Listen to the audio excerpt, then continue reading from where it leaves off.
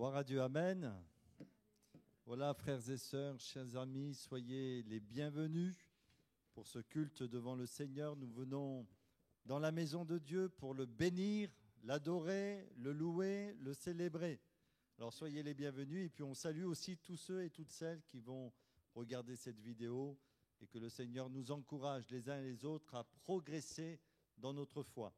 Alors, on va chanter le beau nom de Christ, on va laisser la place à notre frère Régis qui va nous conduire dans les chants, que Dieu le bénisse aussi abondamment et nous voulons être ses adorateurs en esprit et en vérité, que Dieu soit béni. Amen. Alléluia, bienvenue frères et sœurs, nous sommes heureux, c'est vrai, nous sommes heureux d'être là, dans la présence de Jésus. Il est là Jésus, vous le croyez, il est là Jésus. Nous t'accueillons Sauveur, nous t'accueillons en ce lieu maintenant. En sa présence, nos craintes fuient. Gloire à Dieu, nous dit ce chant, où nous soupirons après toi. Gloire à Dieu. On chante de tout notre cœur. Amen.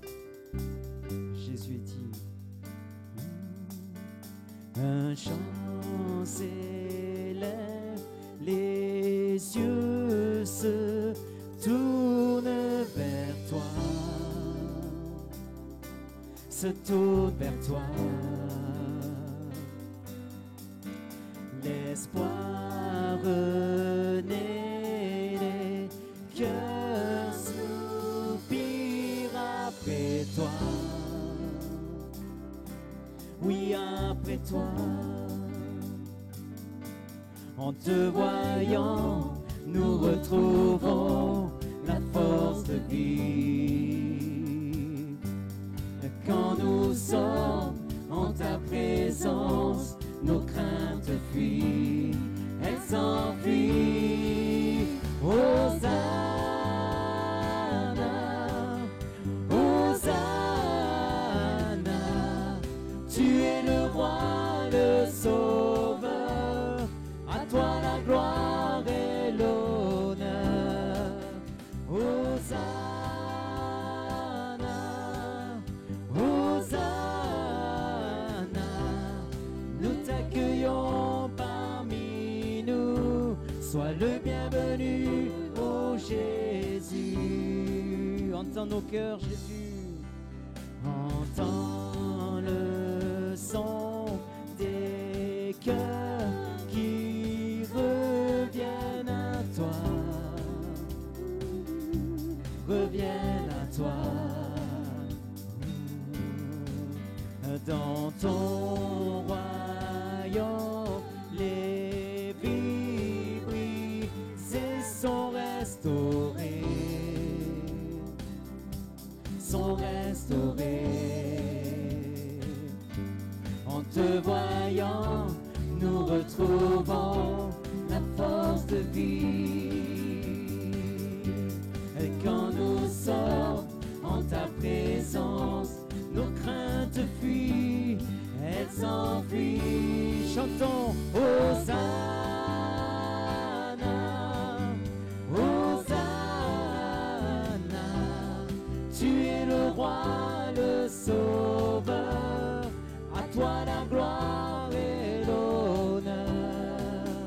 Hosanna, Hosanna, nous t'accueillons parmi nous. Sois le bienvenu, ô Jésus. Alléluia, nous t'accueillons Jésus.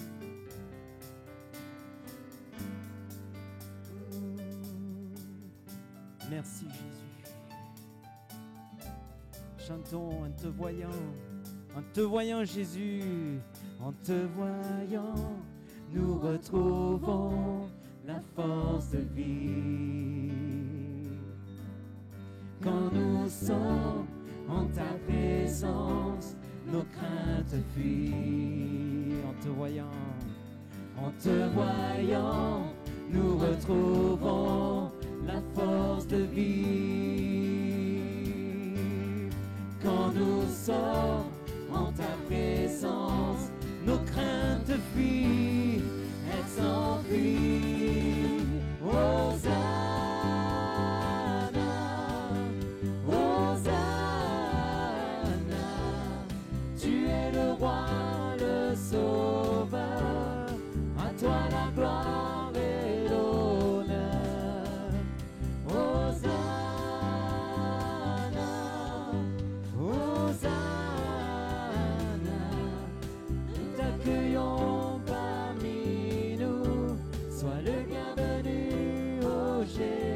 chantons Hosanna. Hosanna, Hosanna, Hosanna. Alléluia. Nous t'acclamons Jésus, toi qui es majestueux, élevé au-dessus de tout. Grâce soit rendue à Dieu, notre Père, alléluia, qui nous donne la victoire par notre Seigneur Jésus-Christ. Il y a ce verset qui nous dit, la mort a été engloutie, amen, dans la victoire de Jésus. Ô mort, où est ta victoire? Ô mort, où est ton aiguillon? Jésus est vainqueur, amen. Jésus peut tout accomplir. On chante ce chant. La terre chante majestueux. Alléluia, Dieu Tout-Puissant. Nous t'aimons, Jésus.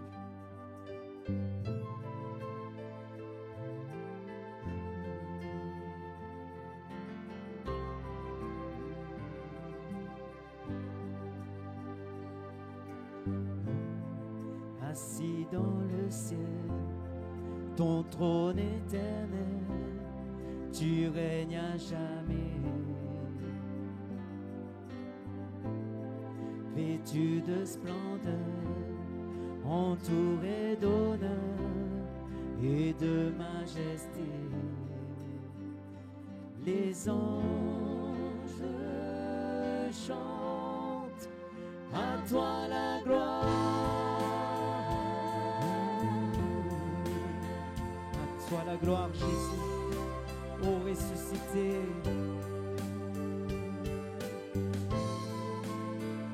Acclamons Jésus maintenant, acclamons notre Père avec ce chant.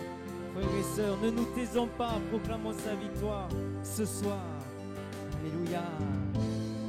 Les cieux et les mers, la vie, la lumière, nous parlent de toi. Tu les as créés, les as appelés au son de ta voix. La terre chante majestueux, souverain, Dieu Tout-Puissant, tu es saint. La création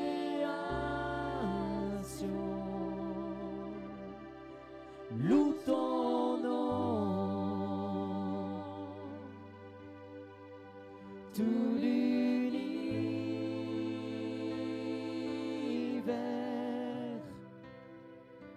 déclare à toi la gloire. À toi la gloire, Jésus. À toi la gloire, ô Dieu éternel. À toi la louange de nos cœurs. À toi la reconnaissance, Jésus. Oh, merci pour ton amour infini, ô Dieu. Alléluia. Ô roi serviteur, tu vins sur la terre révéler l'amour. Divin créateur, merveilleux sauveur, tu vis pour toujours. Oh, tes enfants chantent majestueux.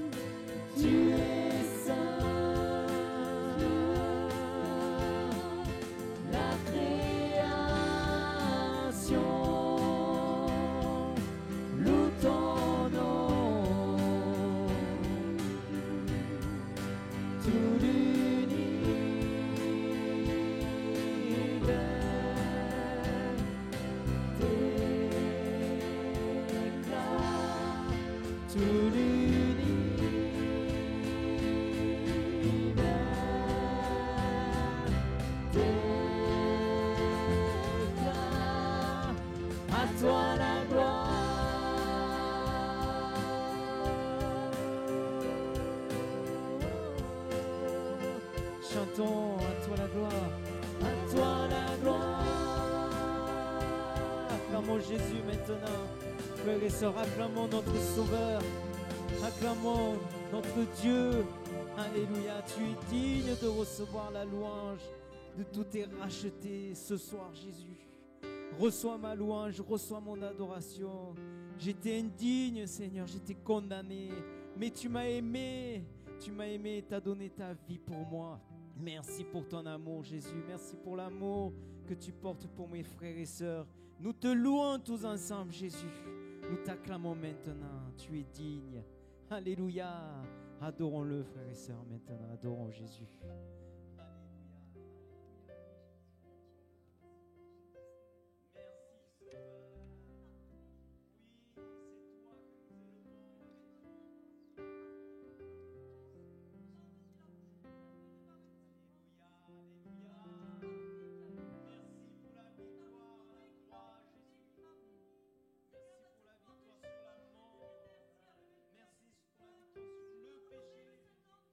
Gloire à Dieu, amen.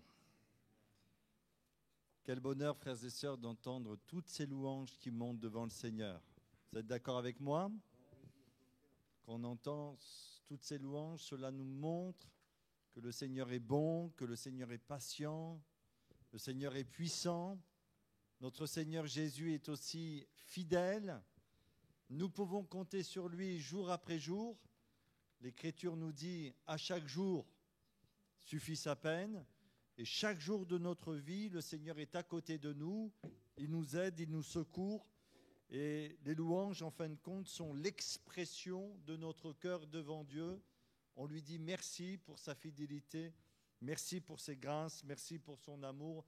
En tout cas, cela me réjouit d'entendre les louanges des frères et sœurs. On a chanté de beaux cantiques qui glorifient le Seigneur. Mais quelle bénédiction aussi d'entendre les rachetés de Jésus, le bénir de tout leur cœur. Et nous voulons continuer à le faire et nous voulons continuer, persévérer dans cette voie. Voilà, frères et sœurs, pour la méditation de ce soir, j'ai choisi 2 passages de la Bible avec vous. Le premier se trouve dans l'Épître aux Hébreux, chapitre 11, verset 30. Hébreux, chapitre 11, verset 30, et pour ceux qui lisent la Bible, vous savez que le chapitre 11 nous parle de la foi. Il nous est parlé de la foi d'Abraham, il nous est parlé de la foi aussi de Moïse. Nous voyons qu'il y a la foi qui reçoit, et parfois il y a la foi qui supporte les épreuves. L'Écriture nous dit ceci, mon juste vivra par la foi. Nous sommes appelés en tant que chrétiens nés de nouveau, non pas à marcher par la vue, par nos émotions, par nos sentiments, bien que ces choses sont importantes dans notre vie, mais nous sommes appelés à marcher par la foi. La foi vient de ce qu'on entend et ce qu'on entend vient de la parole de Dieu. Et nous allons lire ce verset 30 et ensuite nous ferons une autre lecture. Mais au verset 30, il nous est dit, c'est par la foi que les murailles de Jéricho tombèrent après qu'on en eut fait le tour pendant 7 jours. Et nous allons parler ce soir de la foi qui est capable de déplacer des montagnes, la foi qui est capable de surmonter les obstacles, les défis qui sont devant nous. Et nous allons découvrir en fin de compte cette histoire, puisque l'Écriture nous en parle, eh bien par la foi, les murailles de Jéricho sont tombées. C'est un miracle extraordinaire. Et bien sûr, il y a une application pour notre vie chrétienne. Et je vous invite tout simplement, frères et sœurs, eh bien, à lire un second passage dans le livre de Josué, au chapitre 6. Et nous allons pouvoir commencer cette lecture à partir du verset 1er. Il nous est relaté en fin de compte la victoire des enfants d'Israël sur Jéricho, mais une victoire surprenante. Ce n'est pas avec les armes, ce n'est pas avec l'armée que Israël va remporter cette victoire, c'est par la foi. Et en fin de compte, on se rend compte dans la vie chrétienne qu'il y a une dimension spirituelle et que parfois il y a des obstacles dans notre vie, des combats, des luttes que nous ne pourrons remporter que par la foi. Notre intelligence est nécessaire, mais elle sera insuffisante. Notre volonté, elle est nécessaire, mais malheureusement, elle ne pourra pas nous accorder la victoire dont nous avons besoin. Nous avons besoin de l'action puissante du Saint-Esprit pour voir les murailles de Jéricho de nos vies tomber, et c'est par la foi que nous pouvons les voir. Et peut-être quelqu'un cet après-midi, ce soir, excusez-moi, quelqu'un ce soir, dans ce lieu, il fait face à des obstacles qui semblent insurmontables dans sa vie.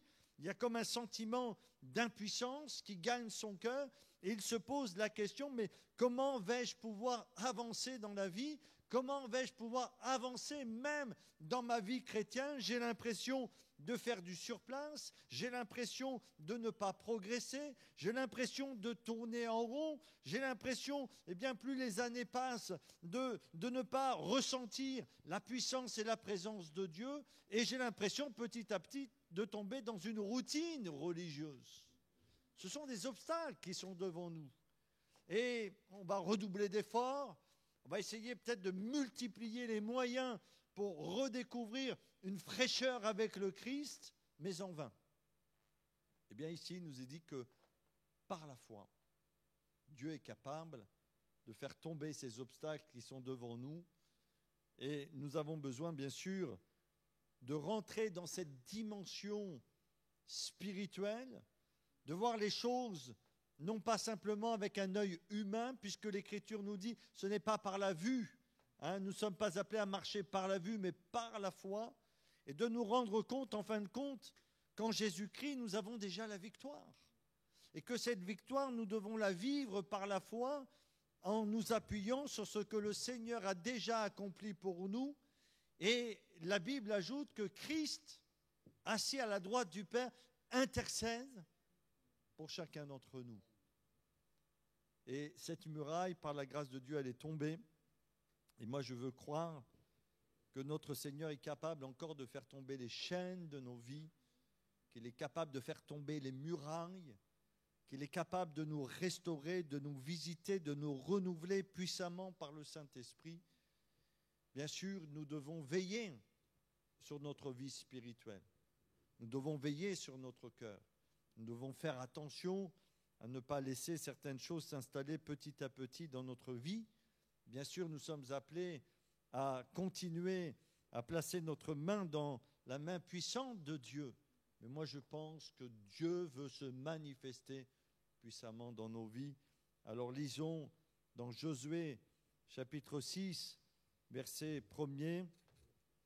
Il y a une brève description de Jéricho pour nous montrer que c'était véritablement une forteresse et qu'humainement parlant, il était impossible d'avoir la victoire sur cette ville. C'était une forteresse qui se dressait devant le chemin du peuple de Dieu qui barrait sa route. Il n'y avait qu'un moyen de continuer, de poursuivre leur chemin, c'était de traverser et de remporter la victoire sur Jéricho.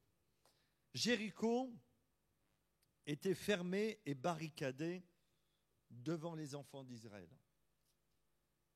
Personne ne sortait et personne n'entrait. L'Éternel dit à Josué, « Vois, je livre entre tes mains Jéricho et son roi, ses vaillants soldats. Faites le tour de la ville, vous tous les hommes de guerre, faites une fois le tour de la ville. Tu feras ainsi pendant 6 jours. 7 sacrificateurs porteront devant l'arche 7 trompettes retentissantes. Le 7e jour, vous ferez 7 fois le tour de la ville et les sacrificateurs sonneront des trompettes. Quand ils sonneront de la corne retentissante, quand vous entendrez le son de la trompette, tout le peuple poussera de grands cris.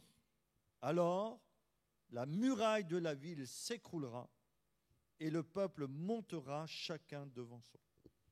Josué, fils de Nun, appela les sacrificateurs et leur dit, portez l'arche de l'alliance et que 7 sacrificateurs portent 7 trompettes retentissantes devant l'arche de l'Éternel. Et il dit au peuple, marchez, faites le tour de la ville et que les hommes armés passent devant l'arche de l'Éternel. Lorsque Josué eut parlé au peuple, les 7 sacrificateurs qui portaient devant l'Éternel les 7 trompettes retentissantes se mirent en marche et sonnèrent des trompettes. L'arche de l'alliance de l'Éternel allait derrière eux. Les hommes armés marchaient devant les sacrificateurs qui sonnaient des trompettes, et l'arrière-garde suivait l'arche. Pendant la marche, on sonnait des trompettes. Josué avait donné cet ordre au peuple: vous ne crierez point, vous ne ferez point entendre votre voix, et il ne sortira pas un mot de votre bouche jusqu'au jour où vous direz poussez des cris. Alors vous pousserez des cris. L'arche de l'Éternel fit le tour de la ville. Elle fit une fois le tour, puis on entra dans le camp et l'on y passa la nuit. Josué se leva de bon matin et les sacrificateurs portèrent l'arche de l'Éternel. Les 7 sacrificateurs qui portaient les 7 trompettes retentissantes devant l'arche de l'Éternel se mirent en marche et sonnèrent des trompettes. Les hommes armés marchaient devant eux et l'arrière-garde suivait l'arche de l'Éternel. Pendant la marche, on sonnait des trompettes. Ils firent une fois le tour de la ville, le second jour. Puis ils retournèrent dans le camp. Ils firent de même pendant 6 jours. Le 7e jour, ils se levèrent de bon matin dès l'aurore, et ils firent de la même manière 7 fois le tour de la ville. Ce fut le seul jour où ils firent 7 fois le tour de la ville. À la 7e fois, comme les sacrificateurs sonnaient des trompettes, Josué dit au peuple: poussez des cris, car l'Éternel vous a livré la ville. La ville sera dévouée à l'Éternel par interdit, elle et tout ce qui s'y trouve, mais on laissera la vie à Rahab, la prostituée, et à tous ceux qui seront avec elle dans la maison, parce qu'elle a caché les messagers que nous avons envoyés. Gardez-vous seulement de ce qui sera dévoué par interdit, car si vous preniez de ce que vous aurez dévoué par interdit, vous mettriez le camp d'Israël en interdit et vous y jeteriez le trouble. Tout l'argent et tout l'or, tous les objets d'airain et de fer seront consacrés à l'Éternel et entreront dans le trésor de l'Éternel. Le peuple poussa des cris et les sacrificateurs sonnèrent des trompettes. Lorsque le peuple entendit le son de la trompette, ils poussèrent de grands cris et la muraille s'écroula. Le peuple monta dans la ville, chacun devant soi, et ils s'emparèrent de la ville. Amen. Extraordinaire, glorieux, victorieux. Et en lisant ce passage, nous nous rendons compte, en fin de compte, que la victoire, elle appartient tout d'abord à notre Dieu. C'est lui qui est capable de nous accorder une pleine victoire. C'est lui aussi qui désire nous accorder cette victoire. Et dans ce passage de la Bible, nous voyons en fin de compte que les enfants d'Israël ont fait peu de choses. Ils ont fait certaines choses. Mais ils ont fait peu de choses pour conquérir cette ville. Pourquoi ? Parce qu'ils ont appris à marcher par la foi. Selon les conseils de Dieu, ils vont mettre en pratique ce qu'ils ont appris. Et nous, de même, chrétiens de la Nouvelle Alliance, nous sommes appelés non pas à marcher en comptant sur nos propres forces, et à chaque fois qu'il y a une ville de Jéricho qui se dresse dans notre vie, nous sommes appelés par la grâce et la puissance du Seigneur à renverser ces forteresses en nous appuyant sur la toute-puissance de notre Sauveur bien-aimé. C'est comme ça que nous allons progresser. L'Écriture nous dit que nous sommes appelés à progresser à tous égards, à grandir dans notre vie spirituelle, à grandir dans notre maturité spirituelle. Nous ne sommes pas appelés à reculer, frères et sœurs. Nous ne sommes pas appelés à rétrograder. Nous ne sommes pas appelés à stagner dans notre vie spirituelle. Nous ne sommes pas appelés à nous arrêter. Il y a tellement de choses qui voudraient nous arrêter, qui voudraient nous faire reculer. Et quand les enfants d'Israël sont arrivés devant Jéricho, peut-être il y a eu un moment donné, une frayeur dans leur cœur. Et certains auraient pu penser, mais on ne va pas y arriver. Il faut qu'on fasse demi-tour. Il faut qu'on trouve un autre chemin pour essayer de continuer cette marche. Cette ville est très impressionnante. Elle est barricadée, personne n'y entre, personne n'y sort. Mais le plan de Dieu était tout autre. Et il en est de même pour chacun dans notre vie. Frères et sœurs, où en sommes-nous dans notre marche avec le Seigneur? Posons-nous bien la question ce soir, où en suis-je dans ma marche avec le Seigneur? Et je peux vous assurer que si vous avez fait marche arrière, ou que si vous avez ralenti, ou si vous avez malheureusement stagné dans votre vie chrétienne, c'est parce qu'à un moment donné dans votre marche, vous avez rencontré un obstacle. Et cet obstacle-là, si vous n'avez pas pu le renverser par la grâce et la puissance de Dieu, vous n'avez pas pu continuer à progresser dans votre vie spirituelle. Donc, à un moment donné, quand nous sommes placés devant cet obstacle et devant nous, quel que soit cet obstacle, parce qu'ils peuvent être nombreux, ils peuvent revêtir différentes formes dans notre vie, il peut être parfois impressionnant, mais il y a une vérité incontournable que nous devons comprendre. Si nous voulons progresser, qu'est-ce qu'il faut faire? Il faut dépasser cet obstacle, il faut renverser cet obstacle.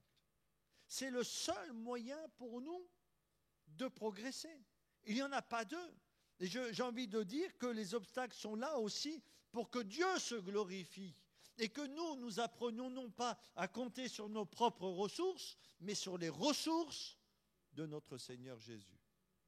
Alors, fait intéressant, et je vous invite à lire chez vous la suite, parce que Jéricho était tellement impressionnant et tellement barricadé que les enfants d'Israël vont s'abandonner et écouter le Seigneur pour prendre la victoire. Mais devant la ville d'Aï, qui était une ville moindre, qu'est-ce qu'ils vont faire? Ils vont dire, bon, mais c'est bon, maintenant, on a renversé Jéricho, on va s'emparer tranquillement de cette ville, mais cela va être un échec total. Pourquoi? Parce qu'il y avait eu l'interdit qui s'était installé au milieu d'eux. Donc, apprenons vraiment à compter sur le Seigneur. Qu'est-ce que c'est ici la foi qui dépasse ces obstacles? Tout d'abord, pour moi, frères et sœurs, la foi, ce n'est pas de la rêverie. Ce n'est pas la négation des réalités. Il ne faut pas confondre la foi avec de la superstition, la foi avec du mysticisme, la foi avec de la rêverie, croyant qu'il suffirait peut-être de 3 formules magiques, de 3 choses magiques comme ça pour nous en sortir. Ou parfois quand on a des problèmes, eh bien, on peut se persuader par un moyen ou par un autre que ces problèmes ne sont pas si graves que ça, que ces problèmes n'ont pas d'importance. Ça, ce n'est pas la foi, parce que la foi voit les choses telles qu'elles sont. Telles qu'elles sont. Mais la foi va nous amener aussi à voir les choses comme Dieu les voit. Mais cela ne va pas nous empêcher de voir la réalité. Quand dans notre vie, il y a des choses qui ne vont pas, eh bien, il ne faut pas faire la politique de l'autruche. Il faut voir les choses telles qu'elles sont, être honnête, être sincère, devant le Seigneur, lui dire, eh bien, honnêtement, ce qui se passe dans notre vie. Et moi, je suis persuadé, eh bien, que notre Dieu, qui est ce Dieu qui ne brise pas le roseau cassé, saura aussi nous faire grâce et nous permettre d'être renouvelés pour aller de l'avant. Donc, la foi, ce n'est pas de la rêverie. Et quand les enfants d'Israël se sont placés devant Jéricho, ils étaient bien conscients de la puissance de Jéricho et des réalités qui se cachaient derrière Jéricho et que c'était une ville, une forteresse imprenable. La foi aussi va nous amener donc à ne pas sous-estimer, en fin de compte, les obstacles, mais ne pas aussi surestimer les obstacles, mais avoir une vision très juste de ce qui se passe. Parce que si nous surestimons les choses, nous perdons l'espérance de la victoire. Vous vous rappelez, lorsque les 12 espions ont été, je dis 10, parce que sur 12, il n'y en a que 2 qui vont glorifier le Seigneur, mais quand les 12 espions ont été visités et 10 d'entre eux ont été visiter le pays de Canaan, là où coule le lait et le miel, quand ils ont vu les géants, qu'est-ce qu'ils ont dit? Nous sommes à leurs yeux comme des sauterelles. Ben moi, je dis en fin de compte qu'ils surestimaient le problème. Parce que, au lieu de regarder les choses par la foi, puisque Dieu avait déjà parlé à leur cœur, et Dieu leur avait livré ce pays, comme ici, Dieu a livré Jéricho entre les mains des enfants d'Israël, eh bien, ils ont, avec ce qu'ils ont vu, eh bien, ils se sont laissés intimider, et puis, en fin de compte, ils ont laissé certaines pensées travailler leur cœur jusqu'au moment où ils ont dit, c'est pas possible, nous sommes à leurs yeux comme des sauterelles. Qu'est-ce que c'est une sauterelle? C'est pas grand-chose. Bon, il y en a des grosses, hein, mais même les grosses sauterelles, c'est pas grand-chose. Vous marchez dessus, vous les écrasez. Donc comment voulez-vous commencer une bataille avec une telle vision? Comment voulez-vous vous projeter sur le champ de bataille si vous vous considérez comme une sauterelle face à des géants? Ce n'est pas possible. Et à chaque fois qu'on surestime les problèmes, les difficultés dans notre vie, et qu'on oublie que Dieu est au-dessus de toute chose, eh bien un sentiment d'impuissance, de défaite, de négativisme va s'emparer de notre vie. Et on va être complètement paralysé. Et c'est pour ça, lorsqu'ils vont rentrer chez eux, ils vont être complètement paniqués. Et l'incrédulité qui avait gagné leur cœur va aussi gagner l'ensemble des enfants d'Israël. Donc ne surestimons pas les problèmes. Mais vraiment, apprenons à marcher en comptant sur le Seigneur. Et vous savez que l'être humain est très fort pour parfois de faire des petits cailloux des montagnes. Et on grossit les choses, et on grossit les choses. C'est un peu l'image de la boule de neige qui dévale sur la pente, qui finit par être une avalanche.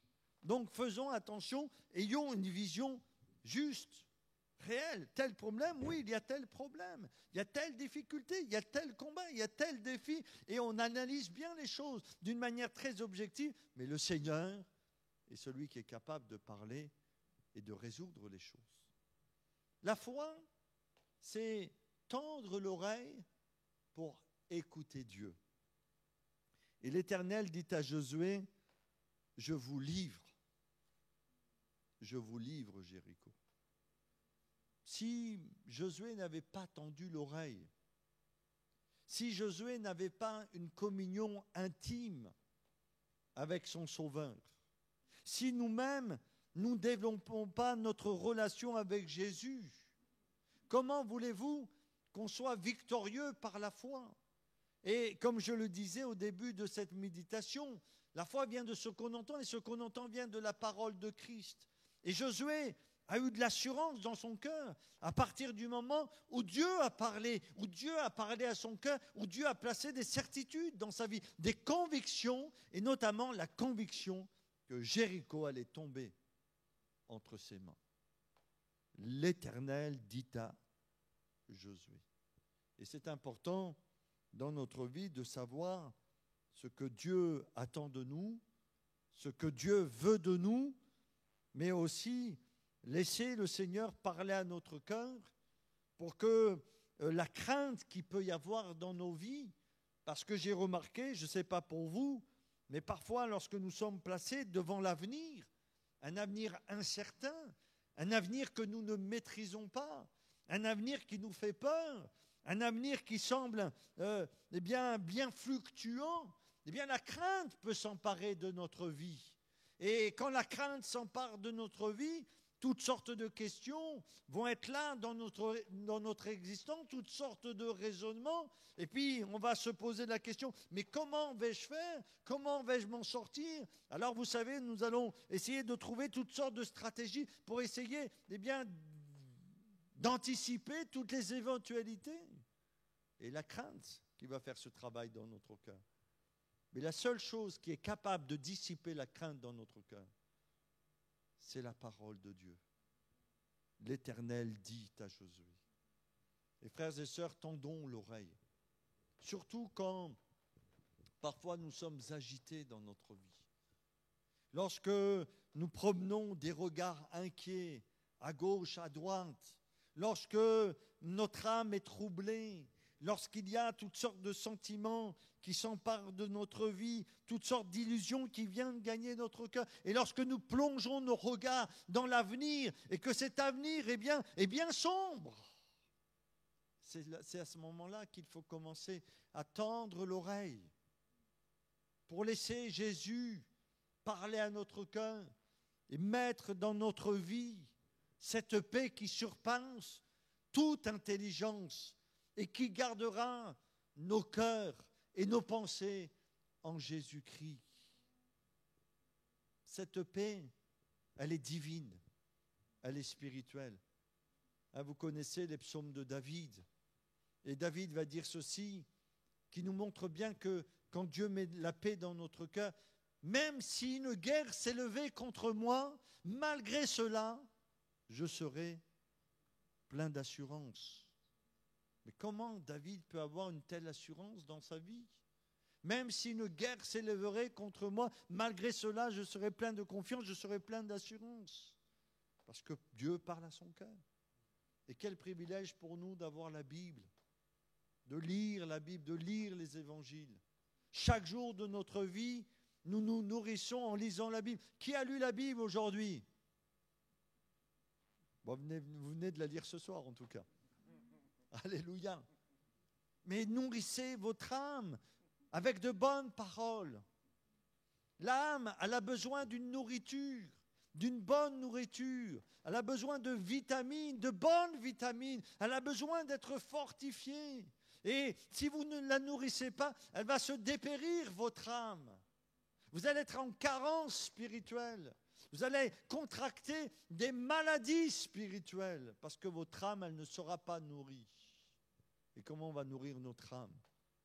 Sinon, en nous régalant des paroles du Christ, des paroles d'amour, des paroles de paix, des paroles de puissance, des paroles de joie. Ah, mon frère, ma soeur, tu n'as pas le moral parce que peut-être ton âme a été polluée toute cette semaine par tout ce que tu as entendu, par tout ce qui a traversé ton esprit. Bien nourrir ton âme de la bonne parole de notre Dieu qui va rafraîchir ton être intérieur, qui va te permettre d'être renouvelé. La foi, c'est prendre Dieu au mot. Seigneur, si tu le dis, tu vas le faire. Je voudrais lire un autre passage que j'aime beaucoup dans le livre de Josué, c'est Josué chapitre 1er. Voilà comment le ministère de Josué va commencer. Josué chapitre 1er, verset 1er. Après la mort de Moïse, serviteur de l'Éternel, l'Éternel dit à Josué, fils de Nun, serviteur de Moïse, Moïse, mon serviteur est mort, maintenant lève-toi, passe ce Jourdain, toi et tout ce peuple, pour entrer dans le pays que je donne aux enfants d'Israël. Tout lieu que foulera la plante de votre pied, je vous le donne, comme je l'ai dit à Moïse. Vous aurez pour territoire depuis le désert et le Liban, jusqu'au grand fleuve, le fleuve de l'Euphrate, tout le pays des Hétiens, jusqu'à la grande mer vers le soleil couchant. Nul ne tiendra devant toi tant que tu vivras. Je serai avec toi comme j'étais avec Moïse. Je ne te délaisserai point, je ne t'abandonnerai point. Et verset 6, il est dit ceci, fortifie-toi et prends courage, car c'est toi qui mettras ce peuple en possession du pays que j'ai juré à leur père de leur donner. Fortifie-toi seulement et aie bon courage en agissant fidèlement selon toute la loi que Moïse, mon serviteur, t'a prescrite. Ne t'en détourne ni à droite ni à gauche, afin de réussir dans tout ce que tu entreprendras. Que ce livre de la loi ne s'éloigne point de ta bouche. Médite-le jour et nuit pour agir fidèlement selon tout ce qui est écrit, car c'est alors que tu auras du succès dans tes entreprises. C'est alors que tu réussiras. Ne t'ai-je pas donné cet ordre? Fortifie-toi et prends courage, ne t'effraie point et ne t'épouvante point, car l'Éternel, ton Dieu, est avec toi dans tout ce que tu entreprendras. Amen. Et moi, je pense que cette parole a marqué le cœur de Josué. Et à chaque étape de la vie de Josué. Josué, c'est un homme comme vous et moi, frères et sœurs. Parce que la Bible nous dit que ces serviteurs de Dieu étaient de la même nature que nous. C'est un homme comme vous et moi, Josué. Et à chaque étape de sa vie, parce qu'il y en a eu plusieurs, Jéricho fait partie de l'une de ces étapes de sa vie pour aller jusqu'au moment où ils vont entrer au pays de Canaan. Bien, je pense que peut-être Josué a eu des moments de découragement, des moments où il s'est posé des questions. Ce n'était pas facile pour lui de succéder quand même à Moïse. Moïse, une grande figure de l'Ancien Testament. Moi, je crois qu'il repassait ces choses dans son cœur. Fortifie-toi, Josué. Prends courage et bon courage. Ne t'ai-je pas donné cet ordre? Fortifie-toi et prends courage. Médite la parole jour et nuit. Que ce livre ne s'éloigne point de toi. C'est alors que tu réussiras dans tout ce que tu entreprendras. Ah oui, c'est vrai, Seigneur. Je me rappelle, il y a bien longtemps, tu as parlé à mon cœur, j'ai entendu ta voix, tes promesses sont certaines, je veux les saisir et je veux continuer le chemin avec toi, en comptant bien sûr sur ton amour. La foi, c'est prendre Dieu au mot. Et quand Dieu donne un ordre, ce n'est pas à nous, en tant qu'être humain, de le remettre en question. Et puis, très rapidement, pour terminer, la foi, c'est obéir. Alors, d'un point de vue militaire, on n'y comprend rien du tout. Vous appelez les sacrificateurs, ils vont prendre des trompettes, ils vont sonner, vous allez faire le tour, une première fois le tour pendant 6 jours, le 7e jour, vous allez faire, militairement parlant, s'il y avait eu un général, il me dit, mais qu'est-ce que tu fais là? C'est pas comme ça qu'on va s'emparer de Jéricho, il faut envoyer des soldats, etc., des éclaireurs, peut-être des espions, etc. Par contre, c'était la stratégie de Dieu. Et ils vont obéir. Vous imaginez les enfants d'Israël en train de tourner autour de la ville, et les gens de Jéricho qui les regardaient, ils devaient dire, mais ils ont perdu la tête. Qu'est-ce qu'ils font à tourner autour de la ville? Ils ont vraiment perdu la tête. Et puis, au moment où ils vont crier, ils vont pousser des cris, les murailles vont s'effondrer parce qu'ils ont obéi à ce que le Seigneur leur demandait. Et puis la foi, c'est vraiment faire confiance au Seigneur, puisqu'il nous est dit avant de pousser des cris, il ne devait pas dire une seule parole, il devait se taire. Et frères et sœurs, parfois il faut mieux se taire que dire des bêtises et que de confesser la défaite dans notre vie. Il faut mieux se taire, il faut mieux, comme on dit, il faut mieux tourner 7 fois sa langue dans sa bouche que dire des choses qui vont se retourner ensuite contre nous. Parce que tout ce que tu vas confesser, malheureusement, les choses négatives, et vous savez ce passage qui nous dit dans le livre de Job, tout ce que tu redoutes, c'est ce qui t'arrive. Donc faisons attention à ce que nous allons confesser. Il faut mieux se taire que dire des bêtises. Ils vont se taire jusqu'au moment où ils vont pousser ces cris de victoire.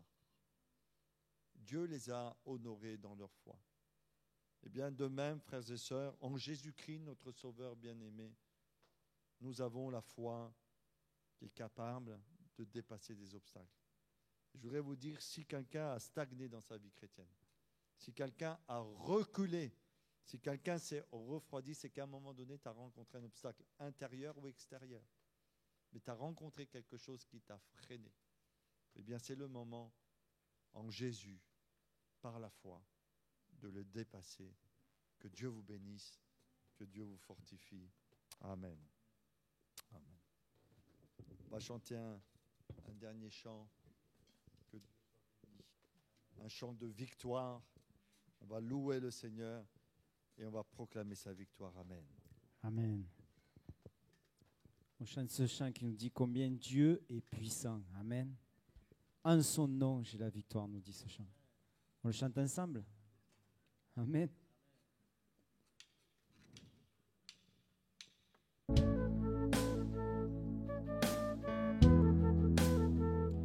se lever peut-être ensemble pour rendre honneur et gloire à Jésus. Alléluia.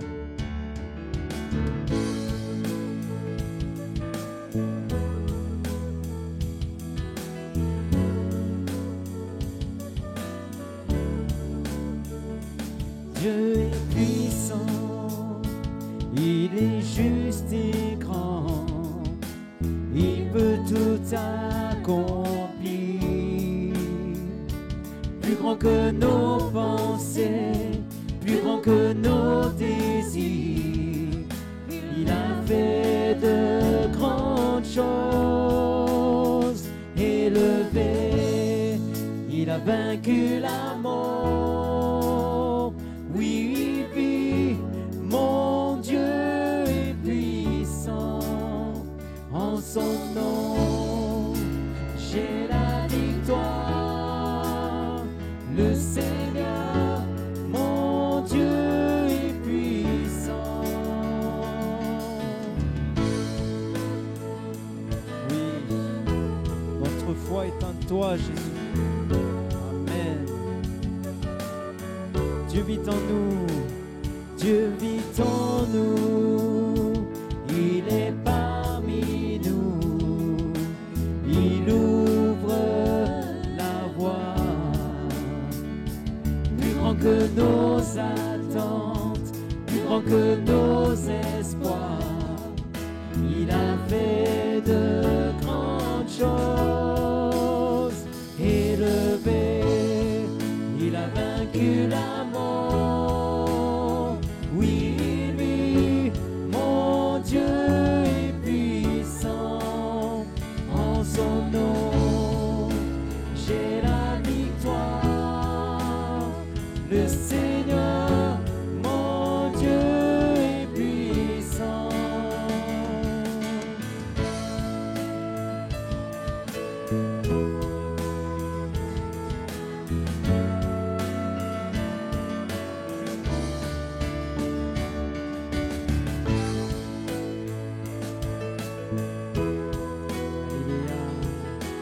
Dieu est ici, sa grâce nous conduit, que Dieu vous conduise et vous bénisse. Dieu est ici, sa grâce nous conduit, il ne s'éloigne jamais, il ne s'éloigne jamais. Dieu est pour nous, ses bras sont ouverts, il nous tient dans sa main, il nous tient dans sa élevé, élevé, il a vaincu la mort. Oui, oui, mon Dieu est puissant, en son nom, j'ai la victoire. Le Seigneur, mon Dieu est puissant, élevé, il a vaincu la mort. Oui, oui, mon Dieu est puissant, en son nom, j'ai la victoire. Le Seigneur, mon Dieu est puissant. Le Seigneur, mon Dieu est puissant. Le Seigneur, mon Dieu est puissant. Amen, amen. On va prier avant de se séparer. Voilà, je vais demander à notre frère Roland Jean s'il veut bien prier pour nous tous. Gloire à Dieu.